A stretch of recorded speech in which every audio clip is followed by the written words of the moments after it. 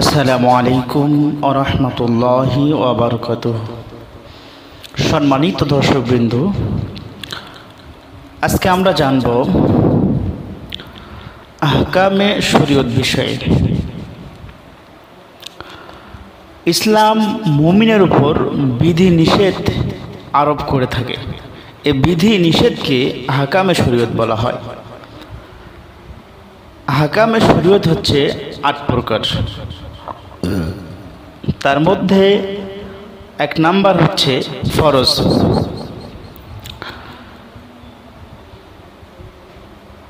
এখন আমরা জানব ফরজ কাকে বলে। যেসব কাজ কোরআন সুন্নাহের নির্দেশে অবশ্যই পালনীয় তা ফরজ। তা পালন না করলে কবিরা গুনাহ হয় এবং অস্বীকারী কাফের হয়ে যায়। ফরজ হচ্ছে ২ প্রকার।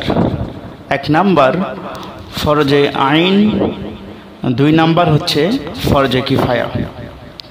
এখন আমরা জানব ফরজে আইন কাকে বলে। ফরজে আইন হচ্ছে যে সকল কাজ প্রত্যেক মুসলমানের জন্য পালন করা অবশ্য কর্তব্য, তা হলো ফরজে আইন। যেমন ৫ ওয়াক্ত নামাজ আদায় করা, রমজানের রোজা রাখা, যাকাত প্রদান করা ও সামর্থ্যবানদের জন্য হজ করা ইত্যাদি। ২য় নাম্বার হচ্ছে ফরজে কিফায়া। যে সকল কাজ সম্পাদন করার ব্যাপারে সবাই সমষ্টিগতভাবে দায়ী, যে কেউ তা পালন করলে সকলের দায়িত্ব আদায় হয়ে যায়, তাকে ফরজে কিফায়া বলে। কিন্তু যদি কেউই ওই ফরজ আদায় না করে তাহলে সকলেই অপরাধী সাব্যস্ত হবে। যেমন জানাজার নামাজ পড়া, মৃত ব্যক্তির কাফন দাফন করা, সৎ কাজের আদেশ ও অসৎ কাজে নিষেধ করা ইত্যাদি।